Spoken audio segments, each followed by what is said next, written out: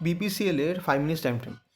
BPCL কিন্তু এখন all time হাইতে চলছে, আর সেই জায়গায় দাঁড়িয়ে কিন্তু মার্কেট এখানে ইনসাইড ক্যান্ডেল সেট আপ বানিয়েছে, আর সেটা কিন্তু নিচের দিকে ক্লোজিং দিয়েছে।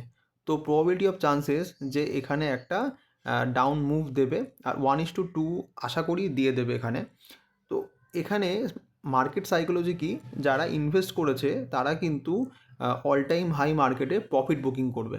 তো প্রফিট বুকিং করলে আমাদের মতো ইন্টারডে যারা ট্রেডিং করে তারা কিন্তু এখানে 1:2 1:1.5 ইজিলি এখান থেকে বার করতে পারবে। তো শুধু লজিক আর আপনার ট্রেডিং সাইকোলজি, আর হচ্ছে মোস্ট ইম্পর্টেন্ট যেটা, যে একটা ট্রেডের entry point, exit, stop loss area, আর হচ্ছে প্রফিট বুকিং, এই তিনটে জিনিস কিন্তু খুব ইম্পর্টেন্ট একটা ট্রেডিং করতে গেলে। আর এখানে কিন্তু আমাদের এন্ট্রি পয়েন্টটা সেকেন্ড ক্যান্ডেলে দিয়েছে, মানে ফার্স্ট ক্যান্ডেলে যেটা আমাদের দেয় রিটেস্ট করে সেটা কিন্তু দেয়নি। তো মার্কেট যদি আমার জায়গায় আসে তাহলেই কিন্তু আমি এন্ট্রি নেব, তাছাড়া কিন্তু আমি এন্ট্রি নেব না। এই ডিসিপ্লিন কিন্তু আপনাকে মাথায় রাখতে হবে।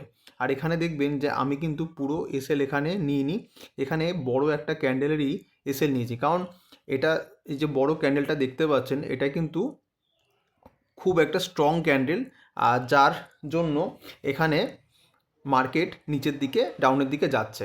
তো যদি এই ক্যান্ডেলটা ক্রস করে যায়, দ্যাট মিন্স হচ্ছে আপনার স্টপ লস এখানে হিট করে যাবে, তার জন্যই স্টপ লসটাকে আমি ছোট করে দিয়েছি।